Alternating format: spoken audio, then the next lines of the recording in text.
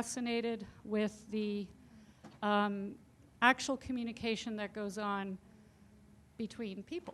That's why we go and get into journalism is, you know, somebody's got a story to tell, and hopefully you as the journalist is actually trying to tell that story. So for me, that has been an evolution of decades, but I think it's important to remember that basic thing, which is a communication that goes on between usually two people or a couple of people telling each other stories. And here we are, you know, decades later with the digital technology of audio and video streaming, which is a form of personalization that we've never seen before.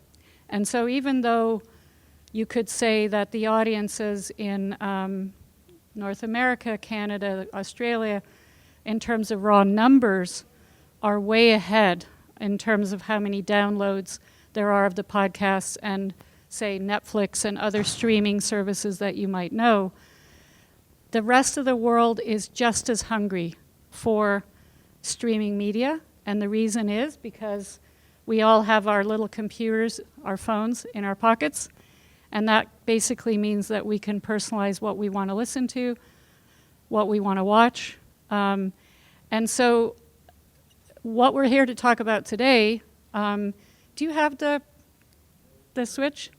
Can we turn it on? Okay. So it's okay, because what I have to say we don't necessarily need slides for. And if you can bear with me while we set up. The reality is, for me as an investigative journalist and editor, trying to explore these new opportunities for audiences is absolutely critical, because that's where the audience is. And when I say that's where the audience is, I mean the raw numbers of people that have gone from terrestrial types of media, say a television set in their living room, to consuming media on the go. And even if they are still watching their TV in their house, they are likely going to be watching any number of different varieties of streaming services. So I'm just going to assume that's one of the reasons you guys are here, is because you're understanding that the audience is not only fracturing, but it's actually moving around. And so for investigative reporters who are always trying to get impact, I think, A, it's important to pay attention to what the audience is doing, but second of all, it's also an amazing opportunity for investigative journalists, because those platforms now are all about story.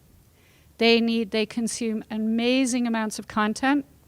They cannot even keep up with the appetite. So if you think about Netflix as an entity, as a global company, it is entirely grown because of its global reach. It is no longer, I think actually for the first year last year, Netflix was losing subscribers in the United States. But that doesn't matter to them because they have the whole world. Audio is a little behind audio streaming, so I'm talking podcasting, because it is still growing. But if you look at the audience growth, it's like a straight line going up. And so it's growing every year.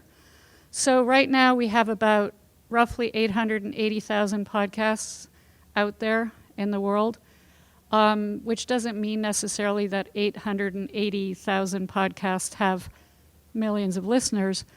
We know that there's about the top 1% of those podcasts are going to be your Serials and your This American Life and some of the podcasts that a lot of people keep consuming. And that's another advantage of streaming. Am I going too fast for the translators? I'm just wondering. Okay, I was born in Switzerland and I speak German and French, but not Arabic, I'm sorry. So the thing about streaming is not only do you have this growing audience, it's a young audience, it's a very well-educated audience, it's affluential mostly as well. They are hungry for the content because of the highly individualistic nature of it. But also, once you put your podcast out, and if you can grow that audience, it can keep growing. So if you think about Serial as a show that a lot of people know because it started a kind of a wave of true crime podcasts, but true crime, which is only one aspect of podcasting, has been around for a long time. We've had, Sherlock Holmes and other characters that were born in serialization. You've always had the detective novels that had part 1, part 2. You have the characters that keep living. So true crime is a version of that. It's a way to get people thinking about complex stories that involve criminality, that involve, wrongdoing, which is the very thing that we uncover in investigative reporting. So I just think it's a perfect medium for what we do. But we do have to think about how to use that medium to get people excited and interested in our stories. So I'll talk a little bit about that in a minute. But to get back to this idea of streaming as a kind of growing audience, I do believe that audiences keep finding these shows. So Serial has season 3, but if you're suddenly listening to that show or any other show, you might tell your friend, oh, you should listen to this show, I really like it. And then that person's probably going to go back and listen to season 1 and season 2. And so this back catalog of shows is just as valuable as your actual content today.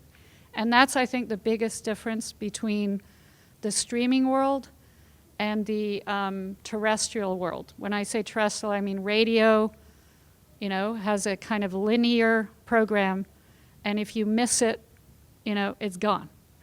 And the same goes for a TV show.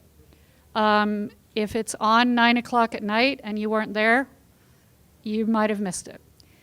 So those are some of the big advantages of the kind of, call it the meta level of what I'm here to talk to you about. Just before we move on, the infrastructure side, are there any questions specifically about kind of the growth of the audience, what's happening, before we move on to the sort of more storytelling side of it? Any questions on just the overall audience growth and what's happening? Yes?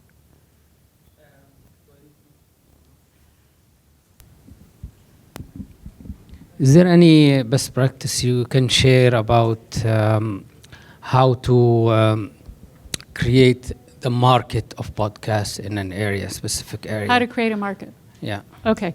Among the audience. Right.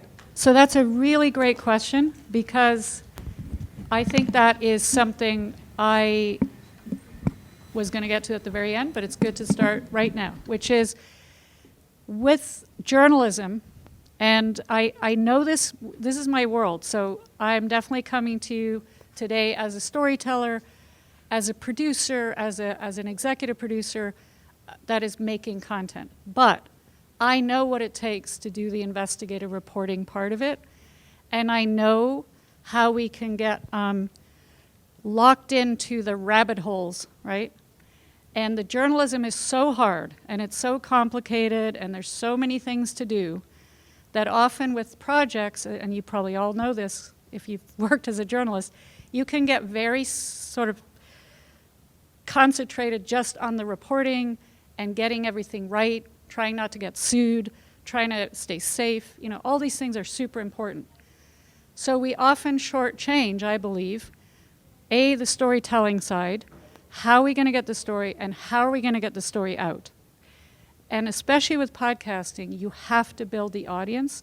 So the marketing side of it, which again, that generally journalists, they put their story out and they're not worried about the marketing, but they should be, and they have to be, especially with podcasting. So a lot of it has to do with word of mouth. My friend tells their mother, tells their, that's how audiences grow. And with podcasting, a lot of it is word of mouth.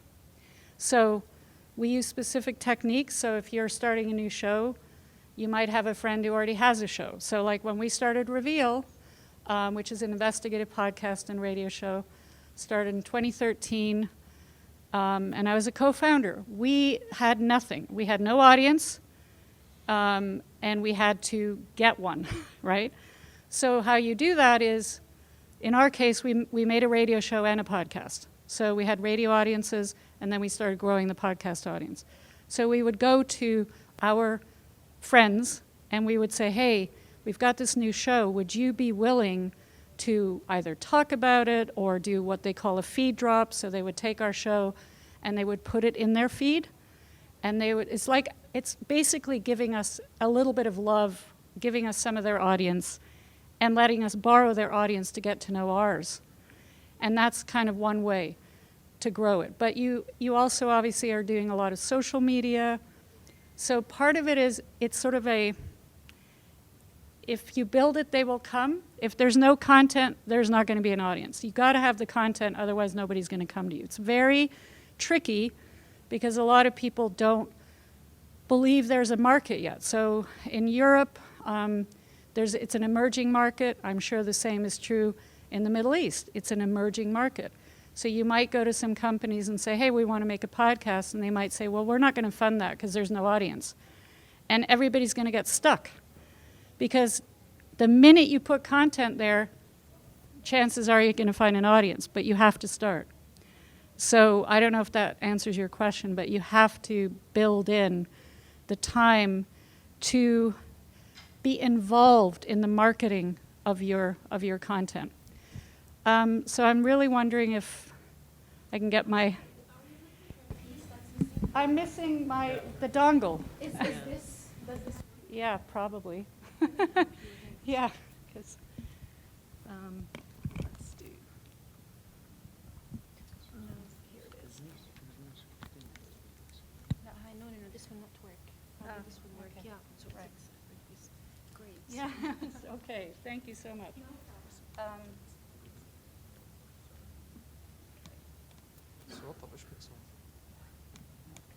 All right.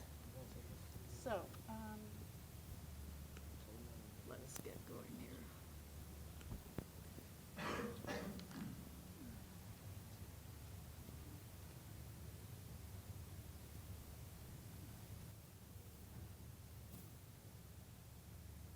just trying to...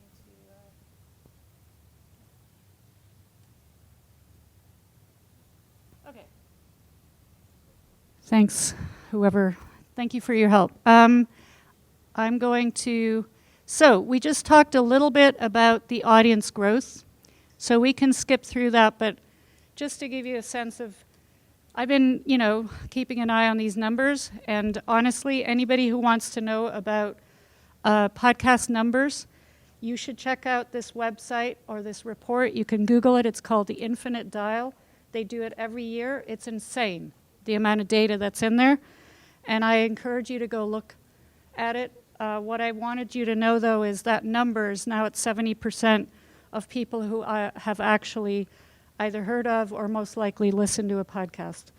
This is obviously based heavily on the English-speaking audience, so I apologize for that. Again, you can see this is only 2006. It started, it was roughly, 22, let's see, percent. Now we're way up there at the, and the audience growth is projected to be, I think it's going up to about 250 million in the next couple of years. So you might think, well, that's not a huge audience, except for that's the entire population. It's starting to be the entire population of the United States pretty soon. That's either listened to or consumed a podcast. So the numbers are huge. So that has to do with awareness. And then the other thing I want you to know about with podcast listeners is they're very loyal. So if you can get them to be interested in your content, say episode 1, episode 2, they highly likely will stick around. So the loyalty is a big deal as well, because it means that you are, really capitalizing on that relationship that we talked about at the beginning, that communication that's very direct. So if I'm actually consuming a podcast, you know, got my phone. It's got my little headsets, and that podcast is right in my ear. That's about as close as me coming right over here and maybe being able to whisper in your ear. I mean, that's the intimacy of the medium. Sorry, I didn't mean to intrude, but that's not the same thing as a camera. Even to, you know, maybe take your image, I have to be at a certain focal length away from you. I'm not going to come and stick it right in your face. But what I'm doing with podcasting and audio, it's a really intimate medium. And so the intimacy is what actually really helps us out. And it helps us out for the storytelling part as well. So where am I coming from when it comes to investigative reporting? What we do with investigative stories is we reveal stuff that people don't know. We talk about things that, you know, people hide from us. It takes a lot of time to find these things out. We often get to go to places or be with people that the general public might not know about. So we are introducing them to worlds that are quite unique and new. And these are all things that we can kind of work with when we're doing investigative podcasting. And the other thing is, a lot of times our stories, they have plot, they have bad guys, they have good guys, they have whistleblowers, they have all of these high stakes people doing things to try and get to the truth. So I know that's a generalization, but that's again when you're trying to talk about using, say, the true crime, the interest in true crime podcasting is because of those things. And I'm just here to say I think we should take advantage of that interest in those kinds of things as we're kind of approaching our stories. And so these are the, you know, what is it in an investigative podcast that kind of keeps that podcast going, whether it's one episode or, you know, generally they're about 20 to 30 minutes. Reveal was actually an hour. And a lot of people said, nobody's going to listen to a podcast for an hour. And that turned out to be totally wrong. And I think it has to do with, again, is there something in that podcast that's going to make me listen? And so you have to stay on top of what is the focus, what is the driving question that I'm trying to answer. And I call it sort of the heart and soul, or the story has a beating heart. And you want to keep that heart beating and make sure that nobody opts out of your story. And it is obviously generally we're answering questions. We're trying to find out who did it, or how did they do it, or how are they hiding the money, or, you know, all these things that we're doing in investigative reporting work very well in this medium. But at the heart of the communication that we talked about at the very beginning are these characters. Like if I want to talk to you, I have to actually have some way to communicate highly complicated material. And my argument of how you do that is you have to have good characters. And when I say that, I really mean it. You may meet in your investigation, there might be 10 different people that are really compelling, that give you great tape, that are very important to the story, but maybe there's only one or two that can actually be the characters that help us go through the narrative, that the audience gets to know so that they can understand these highly complicated stories that you're trying to tell them. So the characters are very important. And I mentioned Serial a lot. I mean, you know exactly which one I'm talking about. Serial, this theme, it started it all. If you haven't heard it, you should go back and listen to the first series. So who in this room heard Serial? Okay. All right, so Serial was made by some producers who started at This American Life. This American Life is a massive radio show and podcast in the United States, but Serial was their first experiment with the idea of a serialized story, one story told over multiple episodes. And it's not a new technique, but in the world of audio, it was a big breakthrough show. And many different shows are still kind of owe their, you know, their popularity to that wave that did start again with Serial. But when you think about it at the heart of it, this was Sarah Koenig looking into what she was looking at a potential wrongful conviction as, again, a standard investigative story. Did this person go to jail for the wrong reasons? Did he even commit the crime? But what made it different, and the reason people really paid attention, is they got to be allowed to be part of the chase. They weren't confronted with findings. You know, the way that we sometimes do our stories in news is we have the bullet findings, the top 10 findings. Here's what we worked for you, you know, for 6 months, and we found out 10 things, and we tell you right at the beginning what they are. But in a serialized format, there's got to be a lot of discipline around the reveals. When you're going to tell people things is part of the reason that they're listening. So the chase, this idea of I get to be a part of the discovery as a listener, is really important to remember for why people will stick with you for multiple episodes. I'm making a show right now. This is our trailer.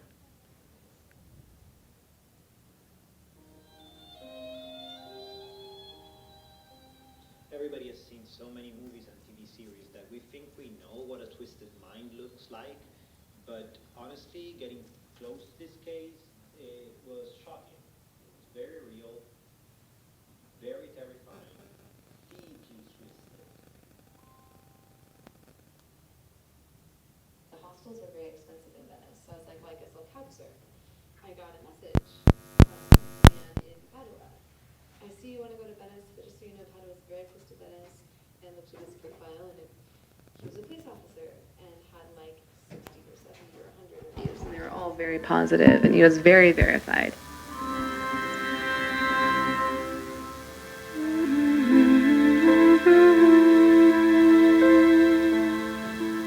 Did you see him preparing the tea? I did.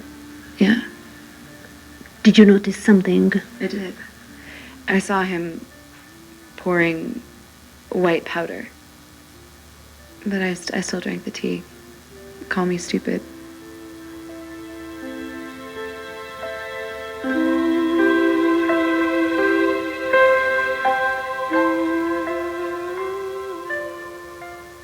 Having someone taking control over your things is bad.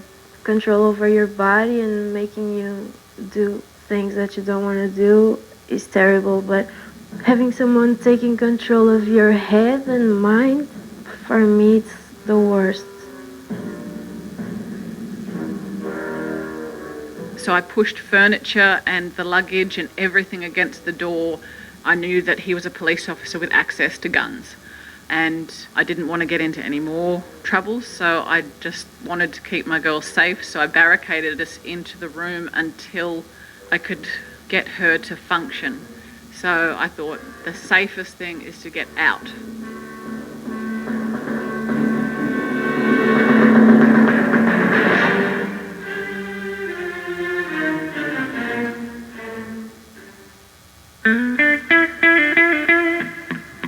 When I came to Portugal, I said to myself, okay, now it's time to take care of this business. It cannot end like that. I need to do something. They could decide, whatever, we're not going to go to trial because it's too stressful, we're just going to forget. But they decided not to forget. These girls have a lot of courage.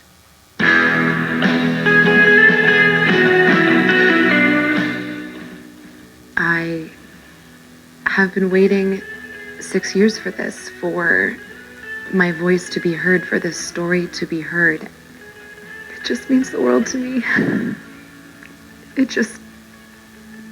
I don't think they know how much this means to me.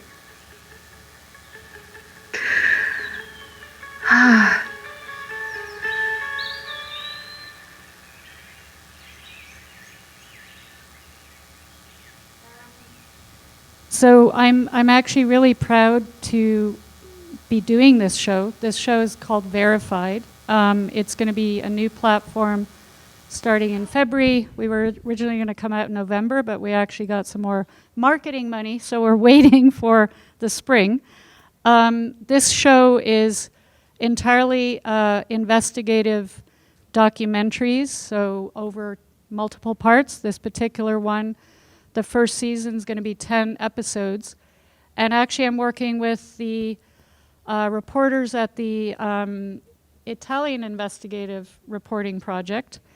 So it's a good example of the very thing that I'm kind of talking to you here about, which is this is a story that the ERP reporters first broke in 2015. It was a story about a Italian police officer who was using one of the sharing economy apps, in this case couch surfing, but it could have been Airbnb, it could have been anything. And he was using his profile to lure these tourists to his apartment and then drugging and raping them.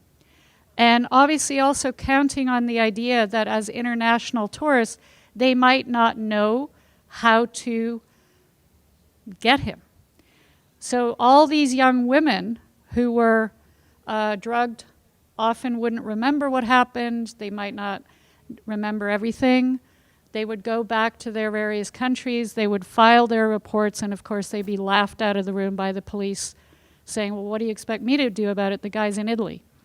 So this very world that we live in, you know, this story gets at the heart of the sharing economy. It gets at the heart of how these women weren't believed. So what they ended up doing is banding together through Facebook. One young woman from Portugal who was not trained to be an investigator, and trust me, she is a very good investigative reporter, she found a lot of the other women. They were from all over the world, Australia, the United States, Hong Kong, Shanghai, you name it, they came from there. In the end, they managed to get a trial going with the help of the investigative reporters that they kind of banded together with, the ERP reporters, Giulia Rubino, Alessia Tarantula, and Cecilia Yanesi. And they managed to get a conviction against this guy. And I've been working with them for about 2 years to try and make a podcast out of this. So you would say, you know, this story is a classic case. It's been going on for 6 years. These women probably would never have even found justice without the investigative reporters. And you might say, well, I wasn't there for 6 years, so how can I make a podcast about it? So it's one of those examples of any one of you, as you go, as you're collecting materials, is gathering the kind of stuff that we're using in this show. So our group is connected on WhatsApp. That's how we talk to each other. You probably do that. We send little videos back and forth to each other. Our women, the women we're working with or that are collaborating with us, they use the voice messaging app. They send us voice messages. They're incredibly good quality. We also sent our reporters tape recorders. They're recording themselves. I mean, it's entirely possible for you to gather the material that you need. What I will just say is do it, don't wait. If you're gathering a story and you have, you think there might be a podcast in your future, don't wait too long, just start gathering. And even if it's your phone and you have to use your phone, just remember the microphone is right here and keep it as close as you can. And try and remember that right now HD video and HD quality audio is sitting right in your phone, and there's a way to use it. Now, I'm not saying 100% of this program is made with our phones, but a lot of the stuff that you're going to be hearing is us doing whatever we can to bring that to life. So that's the show coming out in February, and it's a way for me to work with investigative material and really try and bring that platform out. Hopefully then, sorry, you have a question? Thanks. I just wanted to ask about the market for pitching serialized podcasts. The market, yeah. Yeah, because, Yes. Well, so there's kind of two routes, obviously. If you are if you are wanting to go sort of very mainstream and get that larger audience, then a lot of podcasters are teaming up with other production companies. So as you probably, you may have heard of Wondery, or, where our show is coming out on Stitcher. We are definitely teaming up because we need the bigger budgets. But on the other hand, a colleague of mine who is an independent production house, she started her own production company in France. Her name is Adèle Humpert. If you want to talk to her, she's also an ICIJ member. She went to Audible and pitched her idea to Audible and got funding that way. So, different ways to go. You can obviously self-finance as well, and you can actually, it's very easy to get your show up. The key is to try and get an audience for it. So the marketing side of it, which we talked about, that's where I think the difference comes in. If you're self-published, you just have to work harder to get that audience, but it's not out of the question. I know there have been some true crime, more investigative podcasts that journalists did in Spain. They teamed up with a newspaper. I think it all just depends on what your environment is like and who your likely partners are. I think partnering is a key way to get it done, because you may not necessarily have the audio experience yet, but you might know producers or colleagues who know how to cut audio, mix audio, and I would say the key is like to team up and really look around you at the people who might want to help you. And that goes anywhere from the engineering side of it, which is the editing part, or we have an original score. The music you heard in that little trailer is just stand-in. We're actually using an original score that we had composed. These are our reporters with some of the women at the courthouse in Padua in June when they got the conviction. Yep. In this podcast, I noticed that the woman that you interviewed, Yep. Her voice is full of emotions. Yes. It's like not a flat voice. Yes. How did you get her to be like this, to cry and to have this emotions in her voice? Okay, that is really a good question. Interviewing, there's kind of, I think we all use that word. We talk about, we're going to do an interview. And I mean, we have colleagues, and I think you've probably seen some of their presentations. Julian Scher has been at ARIJ before. He's an incredibly good trainer on interview technique. But there's all different kinds of interviews, right? There's an accountability interview where you're asking all the hard questions. There's perhaps parts of the interview where you're trying to find out facts. What I, have to use, the techniques we have to use in this kind of interviewing is what I call sort of the open-ended questions, the narrative interview. So this is not an interview where I am at the beginning, when I talk to Kate about her experience. The best question is, what happened? The second question could be, what happened next? It could be literally one question that gets you through 3 hours of talking to her about it. The key is you have to be open to her version of reality. So the narrative for me always comes first, right? Because generally speaking, the first time you talk to somebody about that story might be the best time. Sometimes you do go back and you might have the opportunity to talk to them again. But if you only have one shot with a person and you're trying to get them to be real, to remember things in a truthful way, but also in a way that they might, you never know what's going to happen, but they might be emotional, I try and hold back some of the more cross-referencing questions. I might ask her some more follow-up questions, sort of say, so what do you remember about this part? Or can you take me back to that moment? But the key is to really have an open approach. And that's the narrative interview. And a lot of the questions have to be open. I don't know if that answers your question. Yeah.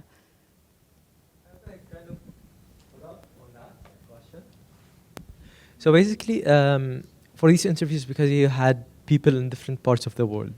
Yes. So, and you mentioned also that some of them had sent you like voice notes or recordings and Right. used them. So in this case where you would need to interview someone and you have to be face to face with them, especially because they are rape victims and you need to be very sensitive and all Yeah. of that. In that case, I know there are some platforms where you can do that remotely and online and record that interview with them, Right. or you interview them face to face. So how do you decide what to do? Right. And That's a really good question. Obviously, we were teaming up with reporters in Italy who had already built some very strong relationships with these women. So they started those relationships 6 years ago or 7 years ago now. So when we came along, or when I came along working with IRPI, we had to be very sensitive to those relationships. So you have to know, okay, what's the best way for us to communicate with these women? At the beginning, what we chose was that two of the female reporters in the team, Alessia and Cecilia, would go and do those first interviews because they had done a lot of interviews with these women, but they weren't doing it for a podcast. So we decided that we would let them go to Montana, where Kate lives, and Portugal, where Maria lives. What I had to do is train them in the techniques. So that part we did on Zoom and on Skype. And it's a little bit, convoluted, but we would train them some of these techniques that because they're very seasoned journalists. They know what they're doing. But when it comes to getting people to open up like this, also potentially talk in the present tense around a lot of stuff, that takes a lot of patience. And it was very painful for the reporters too, because they had never actually met these women face to face. They had only communicated with them over the internet or over the phone. And you're right, a face-to-face conversation is obviously preferable, given the sensitive subject. But now that those interviews were done, last summer, we now have relationships with them that allows us to ask them for stuff beyond those interviews. So they've given us all of their voicemails that they still have. Some of them have on their phones, some of the videos from the time. So anything can be an asset. Again, if you're making something that's very immersive, and not every podcast is like this. Obviously, there are interview podcasts where one person's talking to the other person. My format just happens to be documentary. But in a documentary, anything goes. So I want the voicemails. I want the videos. I want anything that has audio or visual content. And then I can figure out how to use it. And that does include the interviews we did with the reporters. Some of them we would do on Zoom with the computer, but they would be recording themselves at the other end. And then they would send us those files. And that's what we're using. They have never been to the United States. I wish they had. We did send a producer to Italy for the verdict. So we had to just be very smart about it. We only have so much money to spend on travel. How are we going to spend it? So the way we spent it is the interviews in Montana and Portugal and the producer going to Italy. So that's only 4 trips for the whole show. And trust me, 10 parts is a lot of parts. That's 10 times 30 minutes. That's definitely more than a couple of feature films. So it takes a lot of material, but if you're smart about it and you think about all of the assets you can get, there's a lot to have if you're willing to try almost anything. So. I was just wondering, doing this sort of interview can be, thank you. agreeing to do this sort of interview can be a huge risk, especially for women in this vulnerable position. I was wondering what safeguarding measures you take in order to ensure that they're safe legally, like physically, after speaking out about this subject. That's a good question too. In the case of these women, they have already decided that the law enforcement didn't help them. So they have basically chosen the journalism route. So the journalism route is what got them the conviction, you know. Now, we don't know what's going to happen when the show comes out because it's going to raise the entire story all over again for them. So we've made a couple of choices. Nobody is anonymous in the show, but we have given some, we are protecting their identities to a degree. We don't mention exactly where they live. We are basically observing some of their requests and using first names. Obviously, any reporter knows that if you're in a criminal proceedings, your name is in the documents. I mean, it's not like you could not find them, but there's a certain amount of protection for them in the wider world by using the first names.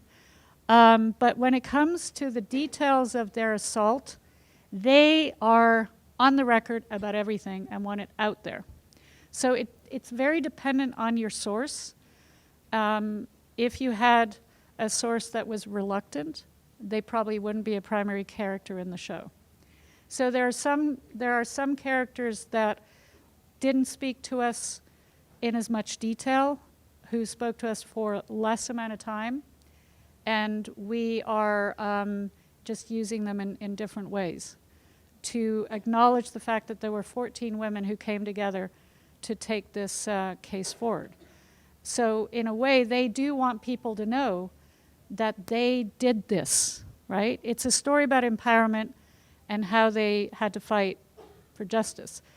But there's definitely, triggers in the show. We have a couple of warnings in the show where we actually remind people, this is difficult content. It's tricky. But on the other hand, we also know there's a lot of power in what they did. So we're hoping that people will be just as interested in how they did that and how they fought back in a world where couchsurfing wouldn't even get on the phone with them and talk to them. Couchsurfing only communicated through email. So, there's a lot of issues with how these companies handle these kinds of crimes. They're not exactly keen to work with you, help you. Sorry, there's a question here. Yeah, my question is sort of about the reporting process. So when you first started with a story, did you know that it was going to take the amount of time that it took? Did you know it was going to take a couple of years for you to complete? And also, as you were doing the reporting, at what point did you actually start mapping out the story?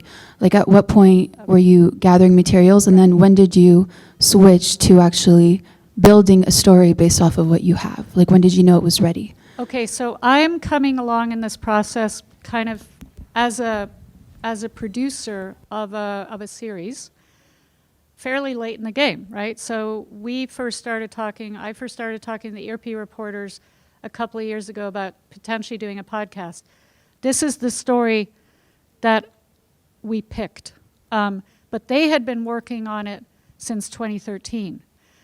They did not know at that time that they were going to make a podcast. So we are having to do a little bit of sort of historical work to try and recreate, I shouldn't say recreate, that's not accurate, but finding a way to tell the story over time, right? But because they did an investigation that was published in The Guardian, South China Morning Post, ABC Australia, you name it, they have all the records, right? And we've been collecting as we go. We've also been, they had tried to get some of the original audio recordings from the first trial, because this guy was actually then convicted once in 2015 and now again this year. They could not get those audio recordings, so we made a request to the court and eventually got those. So again, you have to still be your investigative reporter. You still have to keep trying to get what I call the assets. You can never stop. When we originally planned this show, I thought it was coming out in November. It's going to now come out in February. It just takes time. And that has to do with just the complexity of making a 10-part series. It's a lot of writing, and it's just a lot of work. And then, but now, because it's coming out in February, I'll probably maybe even get some of the audio from the second trial, which I don't even have yet. So I'm obviously very aggressive about getting things I need. But some of it has to do with time sometimes helps, right? It's not always an advantage to have to publish immediately. Sometimes it's actually great to have sort of a bit of time that passes because these sources are now older. They are actually less vulnerable now than they were when this happened. When this all happened, they didn't even want their names used. Now they're on the record, they want the story out. So that, in this particular case, that obviously doesn't apply to everything, but they wanted to tell the story. As more mature women, sort of in the post-Me Too era, they're more angry now than they were then. Back then, they were just super traumatized. Now they're traumatized but angry and very resolved to want a story out there. So time has helped us in that way. So in terms of the building blocks, yes, you asked the right question. You're sort of casting your story, which is the character part. We talked a little bit about that. You're choosing your tape, which is really trying to go through, obviously, mountains and mountains of audio. Earlier, Marina talked about using artificial intelligence for her investigations, and we do use Trint, which is a transcription service. It is not 100%. We can upload documents that are, or we can upload audio tapes in Italian. It will actually translate it to a very shitty English. On the other hand, though, we know the material, so we can very quickly go and correct some of it, but it actually lets you hear the tape and see the transcription, and it all happens within minutes. So there's no doubt in my mind that this project was helped. Trint, T-R-I-N-T, and it's I mean, there's no way we could have done all of this as quickly because we would have had to be transcribing everything. It would have cost us more money to do the Italian translation. We obviously then, when we pick a certain thing that we're playing, we have the prosecutor that we did an interview with in Italian. When we then use him in the show, we then get those sections translated correctly. And we hired some actors to read the English translations, but they have Italian accents, so we're hoping it'll be a little bit more accessible in that way. And then you're building your arc. And this is where it gets complicated. My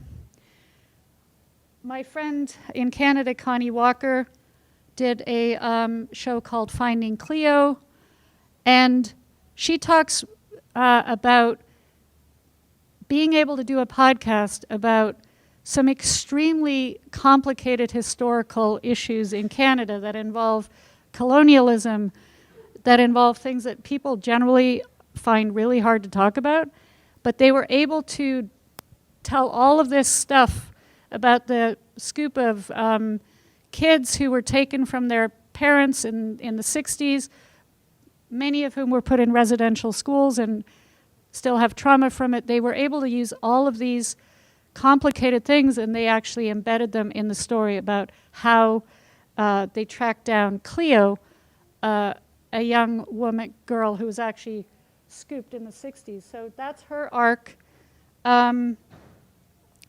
This is just one chapter of our series. We're doing a lot of what we call beat discussions. And what I mean by that is you have to know your story sort of inside out, not just what happens next, what happens then, but what's the emotional arc that I'm taking you on? What is the communication that's going on? What's the experience like? And so we do a lot of diagrams. We chart out basically everything that happens in the story before we start writing. And then obviously sometimes we shift and change it. And this was a workflow for another show I did last year. It was just basically finding visual ways to show how your story is going to start. We usually have kind of a hook. Sometimes people call it a cold open, some kind of tape that gets you into the story. And we would have the blue things were the plot points, you know, things that are more just to what happens with the characters. But then these ones are the reveals, like what it is that I'm going to be experiencing that I might not have known about. So these are just little ways that we spend time to try and get the story out of the reporters, the producers. We sit down and we talk about the plots. And there's different tools that people use, but I do like stickies because they're easy to move around. But there's definitely online tools. This is just a Google thing that you can use to do it. And then, you know, we talked a little bit earlier about the other part of how to get your story out. Obviously, we talked about the podcast influencers. They're the people who already have a show, who you might want to get. You've got your own publicity. And this is really the most important part. Podcasts will generally, at least at this point, still help you out. So podcasters talk to other podcasters. There's a couple of newsletters now that are global that you can follow. One is called Pod News. I can certainly make sure that I think I can put together a quick tip sheet before I leave, just that has these various podcast newsletters on it. And as you see down here, the media itself is not necessarily the best friend of podcasters because they're still sort of finding out about it. But the social side of it, even Facebook ads and all that kind of stuff will help. And we found that Instagram is actually hugely important because, again, it's one of those mediums that's very shareable. Everybody's kind of on it. So things change. But that is pretty well the way things have worked in the past. What I tried on a show I did last year called Sold in America, I actually used another form of technology to try and start a conversation with the audience and do some experimentation. And we used a website or app called GroundSource. And GroundSource were our partners with Reveal when I was doing Reveal. And I tried it again on Sold in America. And what it is, and I'm going to play you a little clip so that you can hear how we used it. And then I can explain what it is. As a reporter, as an activist, reducing harm to women became everything to me. I want to constantly talk about this and get people talking about it. So I started working with a team of journalists from Newsy. Their names are Kate, Eric, and Kevin, and we set out to shoot a documentary and record for this podcast. Okay, I just want to pause for a second. We're going to try something new here. We really want you to be on this journey with us. So I'm going to give you a special phone number.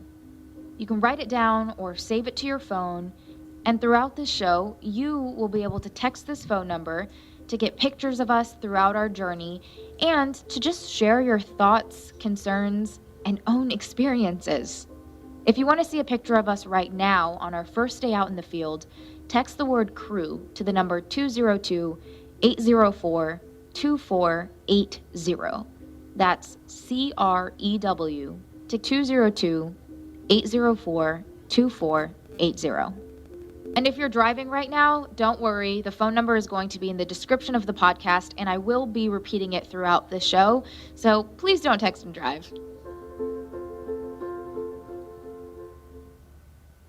Yeah, so what we did is Ground Source is basically a bot, right? Or they're using bot technology.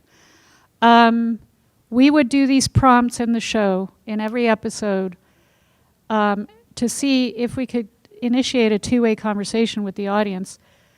Once the phone number is in the phone, which is frankly the most complicated thing, but your podcast doesn't stop while you're doing it. You can still be listening. It's in your phone and you don't have to do it again. Every time you then text, you're engaging with the bot, it's sending you the materials. And also I've sort of pre-programmed some conversations that involve sort of yes/no answers. And we just were trying it out. We really just wanted to know, could we do the thing that is really hard for a radio or and any medium for that matter, is that kind of digital, what does they call it, digital conversion? Can I get you to go to my website? If I talk to you on BBC and say, go to my website, we know that the digital rate is really low. Getting anybody to do that is hard. What we found out, though, with Ground Source is this show I did last year, Sold in America, which was about sex trafficking in America. Noor Tagore was our host. She traveled all over the US to talk to sources, and that's what that show was about. Not exactly an easy topic. But when we did it, I don't know if you can see, these are some of the text messages that people sent back. Your podcast moved me in ways I feel like I cannot express. But we also asked them for voicemails because we thought, okay, we're radio or audio. We want to, hear people.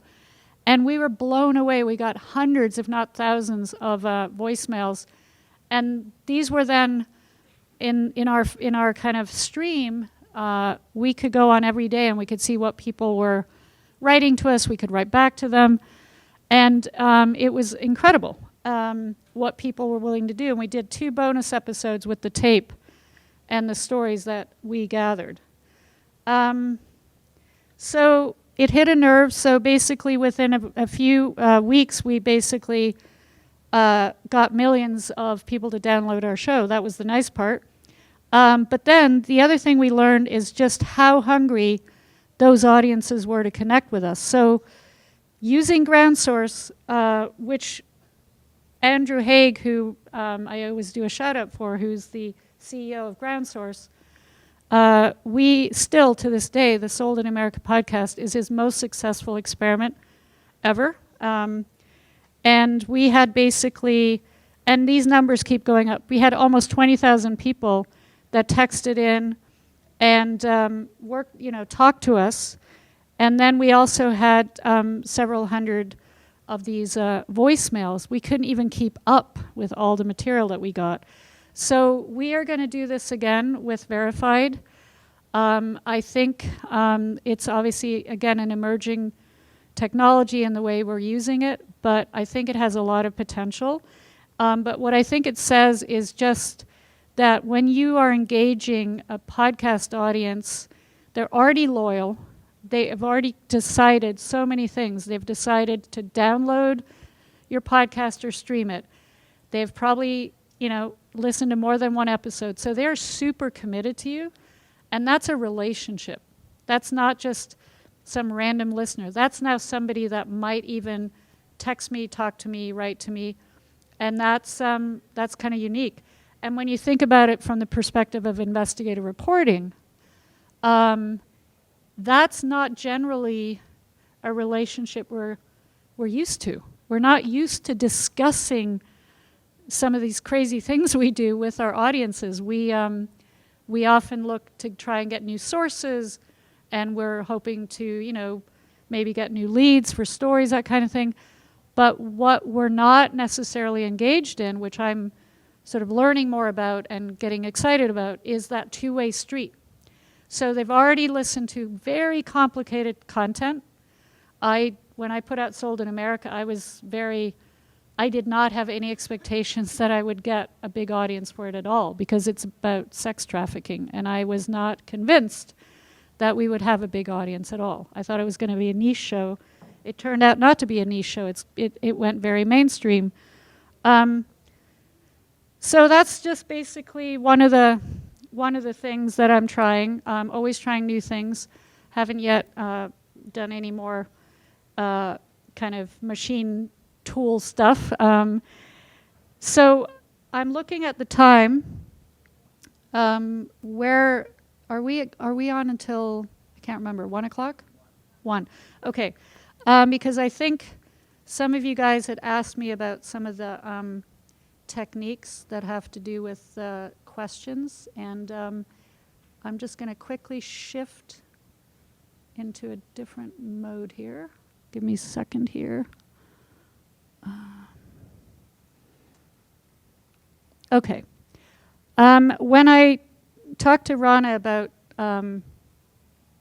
coming here, she had asked me, let's talk about podcasting, but let's also talk about sort of multimedia, in the sense that, you know, I obviously came from investigative reporting, have done all kinds of different mediums, including television, documentary films, books, plays, theater, and all of this stuff is super exciting.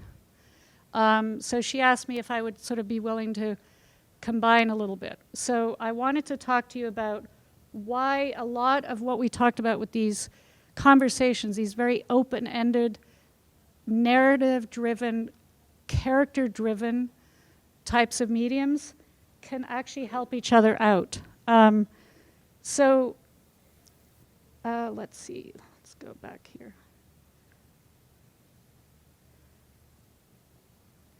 Yeah. So if you're doing an interview or one of these narrative interviews, you've probably already made some of these selections we talked about, the characters. And I really don't want to denigrate that word, because often we use it. When I say the word character, what does that mean? Anybody? To you?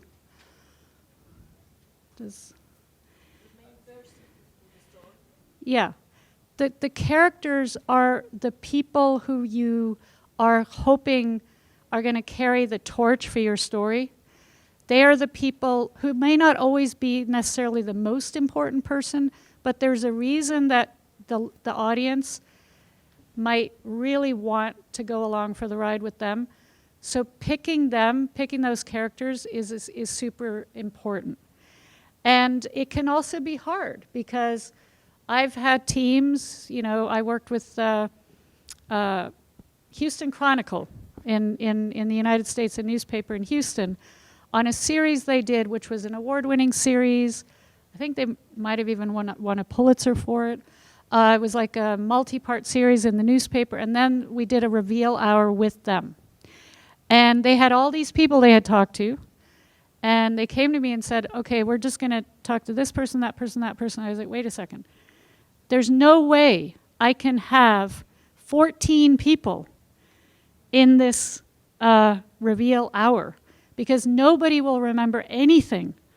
We have to be selective. We have to pick the right people. So let's go through it. So we had these long conversations about who these people would be. And it can sometimes be, you know, personal, because you have to say no to some people and yes to other people. But the choice is really important. If you pick right, they might be possible for you to use in other ways. So I'm going to talk to you a little bit about a story we did years ago, but it's a good an example.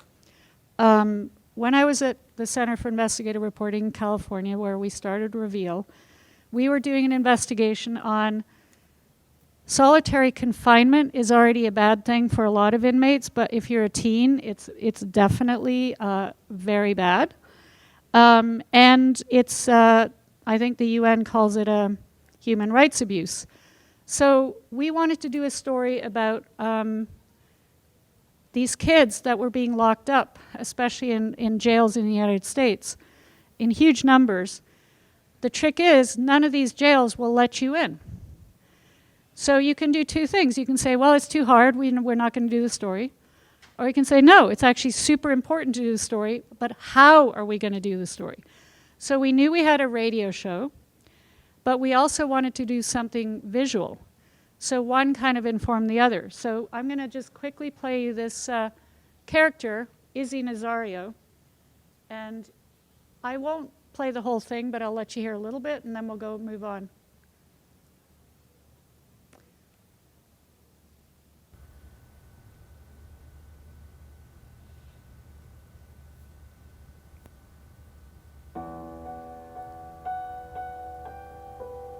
Being in the box as a teenager, it took a toll on me mentally. Why would you want to put a kid through this?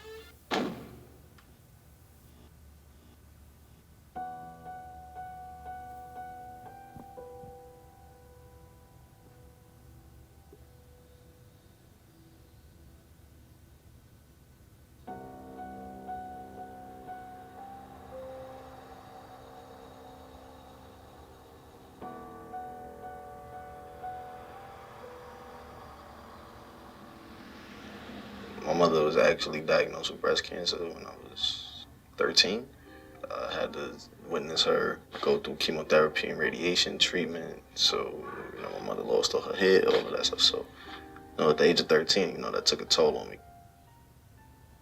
My grades started to decrease. I guess you could say I linked up with the wrong crowd. At the age of 15 was actually the first time I was actually put in handcuffs. I was arrested, brought to the precinct and everything. At the age of 16, I was remanded to Rikers Island.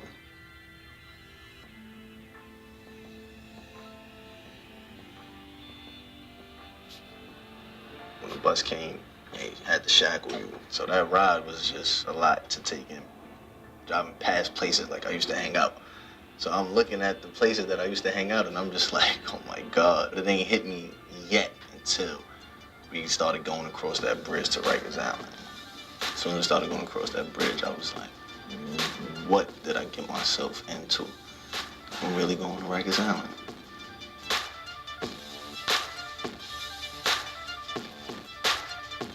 So me coming in, everybody looking just new in the face. So one of the kids that saw the sneakers I had on, he was like, oh, word? You got on them new joints? You come to 3 man, those is mine. And I'm just like, oh man, they gonna try to jump me for these sneakers, but I had to answer back. Like, oh yeah? I like to see you get them. I like to see you come get these joints. Okay, so that was an animation that we did a couple of years ago, but it's just one of these pieces that has kind of lived on. I talk about it a lot, so if you've seen it before, I apologize. The thing is about this guy, Izzy Nazario. Izzy was actually, or is now, working with teens in New York City. He's now basically a social worker, and he's trying to help kids stay out of prison, or if they have been in prison, he's trying to help them get back on their feet. So he was somebody that was a source in this teen solitary confinement investigation. But when we met him, something really incredible happened. We started just listening to him talking. He was a natural storyteller. And I think if I was to say to you, what do you remember about his voice and the way he spoke? Does anything jump out at you? Obviously, now you saw the visuals, but just from listening to him, did anything jump out at you?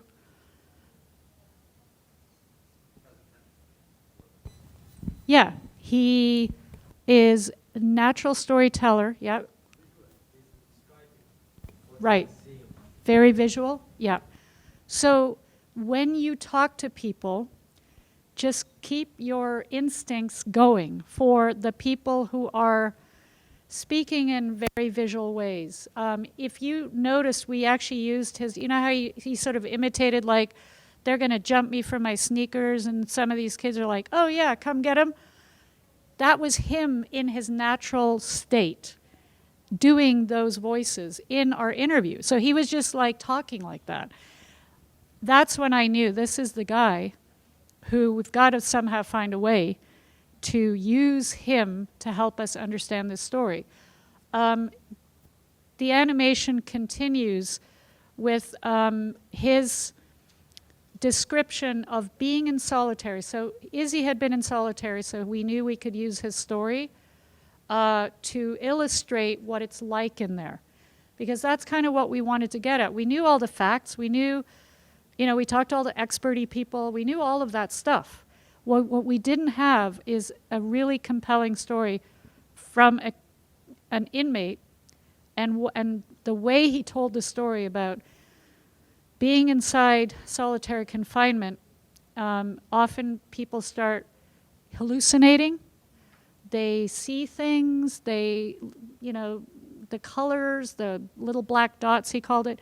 So he described this so vividly. So we were able to use that in our animation. But actually, we did his interview for audio. The reason we did the first interview was for the radio.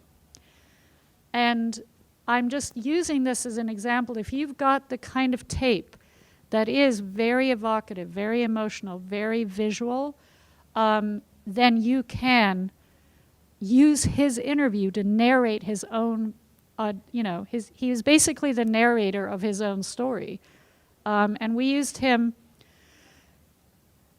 in an animation. There was a live action thing that we did, a documentary. We also did a NewsHour piece. This character was basically in 5 or 6 different stories.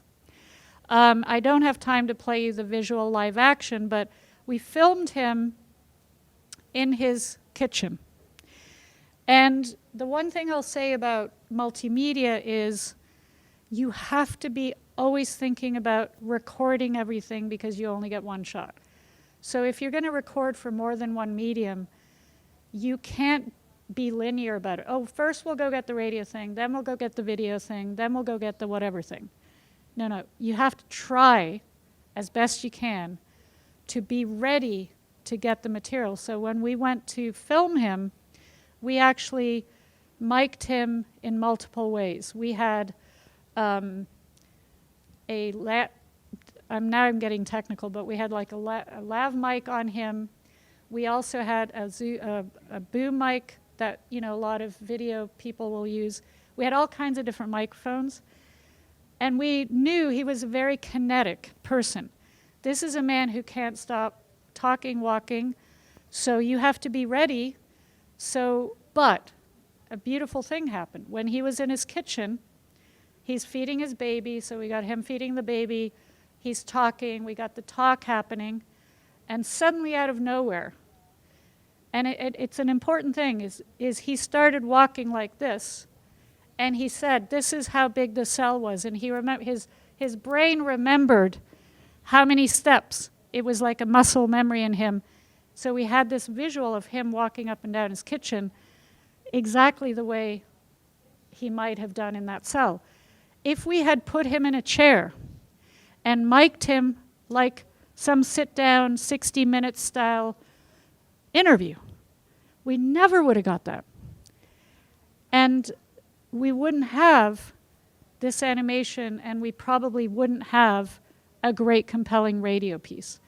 So if you're going to pick a character who is extremely kinetic, very, very physical, very visual, then you have to think about the way that you're going to capture that. But if you do it right, and it doesn't mean it's expensive, it just means you have to think it through, you are going to get such great stuff. So I love Izzy Nazario because he really, he speaks a lot about this work now too, because I think when you engage with your sources in that way and they know that they're kind of a leading character, they also take that out to the world because they often get so energy about something that they wanted to forget.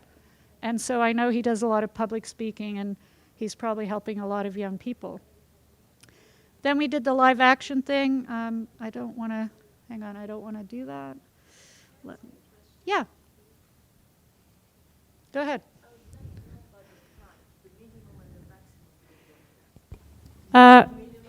There isn't a minimum and a maximum. It's really up to you. There's a podcast series in the US where I think they're making 90-second podcasts.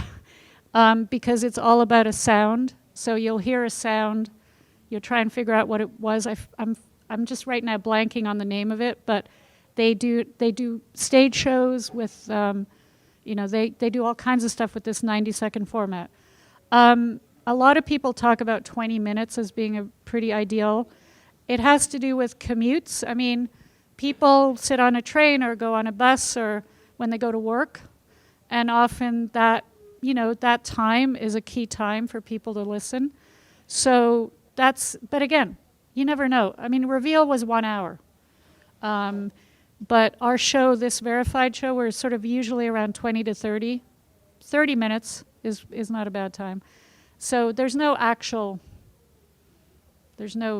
you get to make it the way you want to make it. So if you want to do a 15-minute thing, then you could probably do it, Sorry. Stephen. Hi. Sorry, I just had a question about the production. Yes. What sort of size of teams are you using to make these? Right. So and sort of who does what? It's a really good question. I mean, what I'm doing right now is a pretty lean team. So for Verified right now, obviously you have the reporters, and they're mainly characters, so we're talking to them. They're not producing.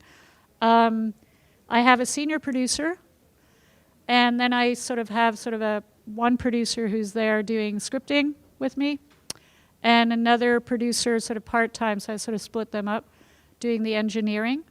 And so through the project, we've sort of taken some people on, and then we've changed. But I think it's very lean. Like, I wish I had a bit more, but I don't. On Sold in America, it was basically me and a producer. Sold in America, there were 2 of us. And then we contracted out the engineering. The editing part is where, I'm working with editors at Stitcher, so those guys are obviously in the show as well, but they're not there every single day. But it's a big team for that kind of content. But like Sold in America, we did with fewer people. So it just depends. I think the documentary format definitely takes more people.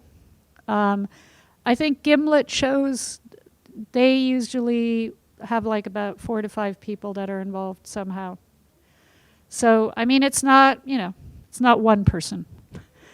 I don't think that would be possible, but I don't know if that answers your question. But it's kind of more like a doc crew, I guess, a video doc crew in that way.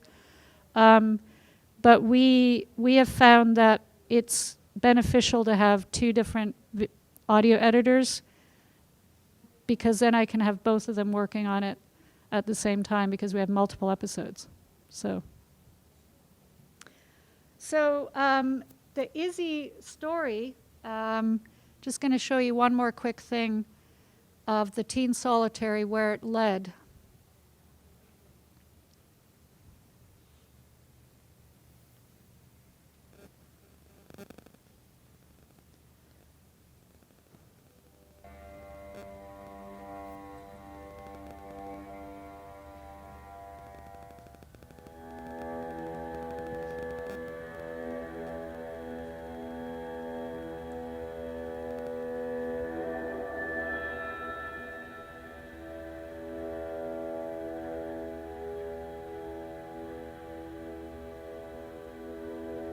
There is a boy who is locked in a box for 23 hours a day. And for 178 days, he is completely by himself in a room so small. When he stretches his arms, he can almost touch both walls at the same time. In a room so small, it feels like the walls are closing in on him, mostly because they are, mostly because he is still growing. He is only 16 years old and already corroding between maximum security walls, cuffed wrists, and cracking voice, prisoner identification number, and learner's permit, locked in a solitary confinement cell the size of a small parking spot but feels like the trunk of a car, crushed beneath hundreds of hours of forced isolation, desperately searching for human contact only to collide with the sterile walls of his shrinking cell. And he isn't alone. Across the city, in a juvenile detention center, a young girl's trapped in a box for 20... So I'm just playing you a little bit of that.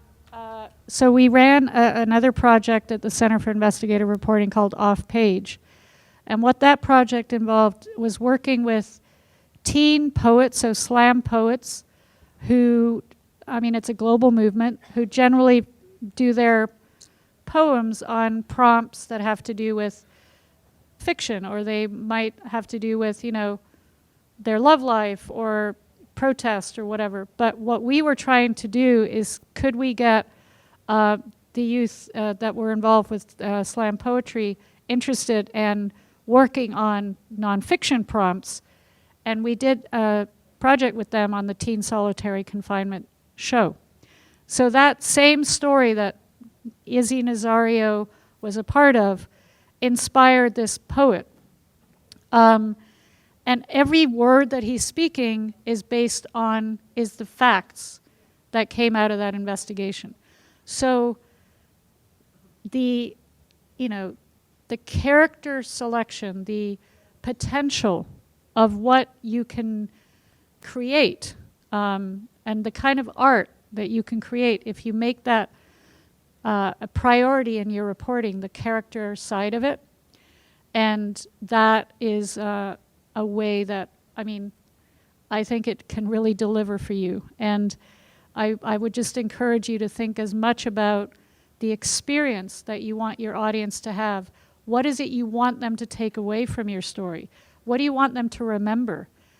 And I think, as you can tell, this young poet was inspired by the size of that cell, what happens in that cell. Just like Izzy Nazario walked across his kitchen, and most of us who are not imprisoned can't even imagine what would it be like in that box. And that's why we called our piece The Box. And that selection, that focus on character, I think is often overlooked, because we are obviously in investigative reporting spending a lot of time having to just figure out what the story is in the first place. But I would encourage you to think about the characters, because look at what they can actually deliver for you.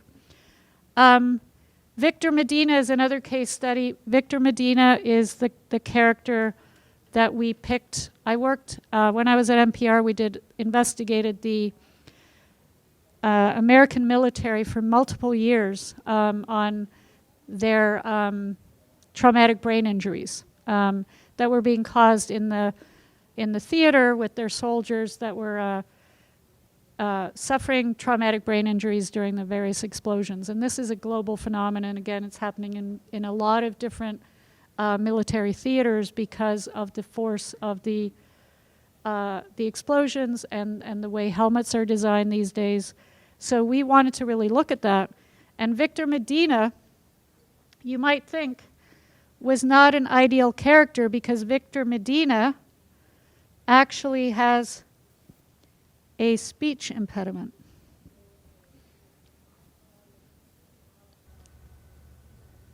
I grew up in a military academy, and I joined the reserves at age 18. And even though I went to college and got my degree and all that, just what I love to do, being a soldier. I was in patrol in Iraq. Our convoy was hit by an EFP.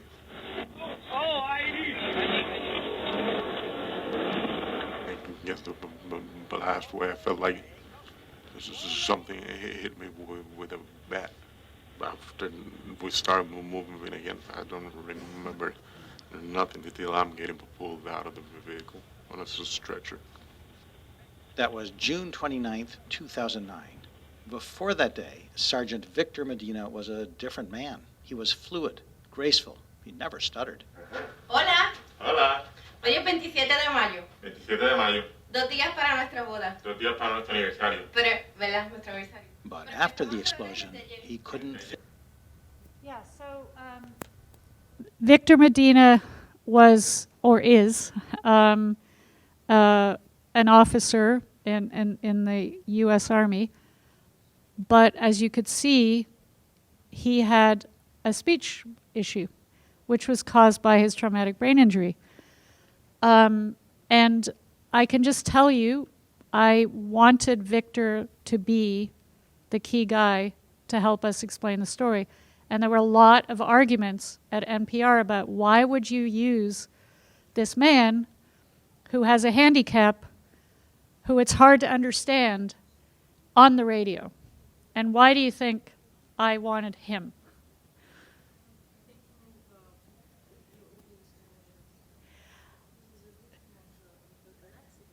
Yeah. I mean, I wanted two things. One is I wanted people to know that traumatic brain injuries are real, and in a lot of cases, the people who have TBI, that's what they suffer from. People don't believe they have an injury because they didn't have their leg blown off or their, it's harder, ooh, is that me? No. It's harder to see the injury. So that was one reason. It was, and I wanted the audience to have to work harder to understand him and to care. So by having to focus on his speech and waiting a few extra seconds to hear what he's saying, actually, I think we achieved that. So, and you know, Victor was a willing interview subject. He was not hostile. He knew that it was going to be harder, and we had to make sure that all of the tape we used of him, that it was just, you can't take a character like Victor Medina and then edit him and give little 5-second, right? So there was a lot of thinking that went into using him, working with him, because it meant that we used longer bits of tape. We let the audience get used to him. We wanted you to get to know him. Anyway, again, Victor Medina is, you know, he became kind of a rock star for the story in the sense that everybody wanted to talk to Victor, including the White House, and he ended up, you know, doing a lot of work inside the military for other TBI soldiers. And he also went through a training program that we then documented every step of the way of cognitive behavioral therapy. And he was able to show that by having that therapy, which went on for months, and we kind of kept recording, it actually helped him. And the military had been resisting using CBT with soldiers because it's more expensive. But it was one of those things where he was then willing to even have us record while he was in treatment. And we didn't know what was going to happen. We didn't know if he would get better or not, honestly, but he did get better. We found him through research. I mean, you know, we worked on the traumatic brain injury story for, I don't know, I think the first story we published, I think we'd worked on it for at least a year, 6 months, something like that. And then we kept going. So NPR, our reporter Danny Zwerdling was partnered with also with ProPublica. And so we had 2 reporters and then our team. And we covered this for, I don't know, 2 years. We just kept doing stories. But we found him pretty early on. And actually a thing that we realized is all of the soldiers who have TBIs tend to have an advocate. So in his case, it was his wife. In other cases, it would be a sister or a mother or a husband for the female vets. So they tend to be the ones that you can reach out to. They have support groups. They work together. And that's how we found him, you know, through our research. Right.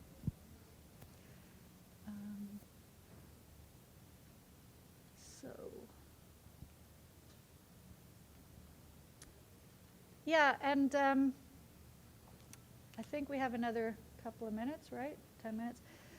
The other thing that often comes up with audio is people have said to me, oh, you can't do investigative reporting in radio or audio because it's so complicated. And what we try and do is we try to think about where the difficulties are. And with investigative reporting and audio, it often has to do with numbers and complicated terms. Now, I think it's actually the same for text, but if you have a text, you might be able to put a little like nerd box on the side, you might be able to do things, but the actual reader is still going to be confused. And the reason you're doing the nerd box is because you want the reader to understand, if I use this term, what does it mean? But in audio, you don't have that same luxury. You have to try to explain it, or you have to bring it to life in some way for the person to maybe engage in it. So what we sometimes do is try and actually use a bit of humor, because what if, you know, we just make, rather than have it be a problem, how could we make it a solution? So I'm just going to play this for you. It actually is kind of funny. So.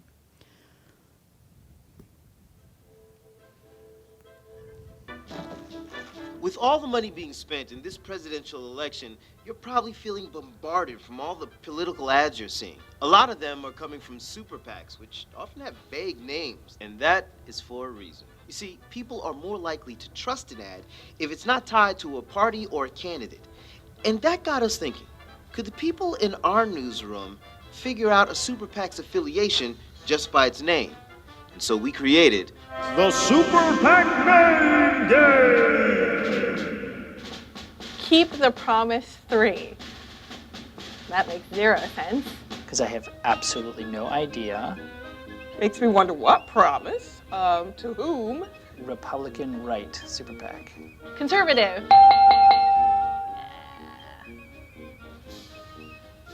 Women vote, like that. I think you're trying to trick me.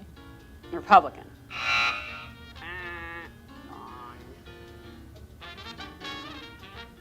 We all have priorities. We're all in the USA. And this is super vague. I am just going to throw out a guess and say liberal. You get the idea. So we tried to make a game out of, could our journalists guess these complicated terms?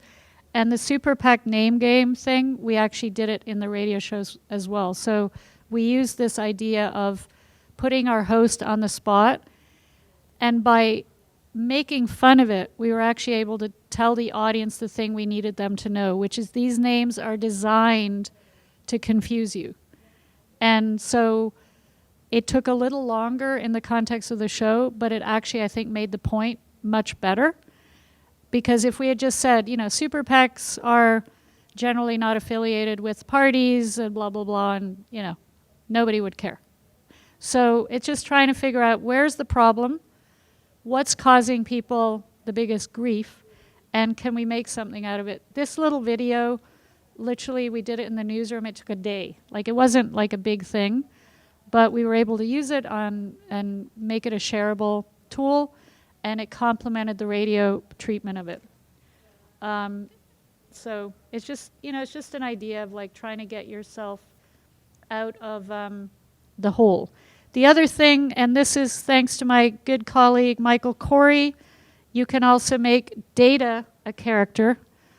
And Data is actually super interesting, especially if you want to create music, which is what we did. We sonified some data. So in the United States, you might know there's earthquakes, and they tend to happen in, or people thought they tend to happen in California, but it turns out that actually the biggest increase in earthquakes that we found out about was in Oklahoma due to the fracking industry. So we wanted to do a story, but we also knew that how would we make this interesting? So we actually ran it through, let's see, where is this? We ran it through some MIDI technology, and I'm just trying to find it and play it for you, but it's maybe not gonna work. Okay, let's see. Sorry. Okay, wait, here it is.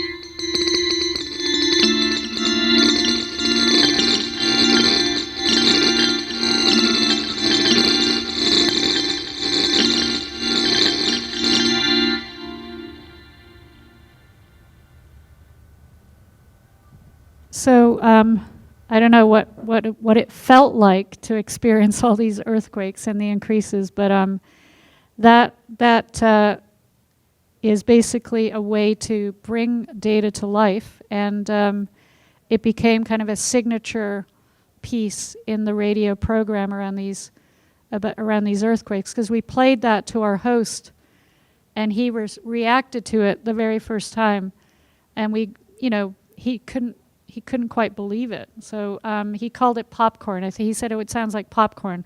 And so again, it's just a way to think about your investigations from all these different points of view and try and have fun with the problems and the complexity.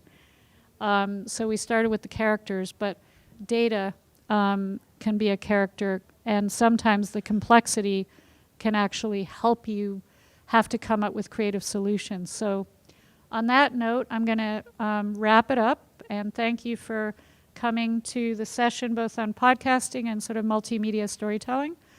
And thank you for coming out.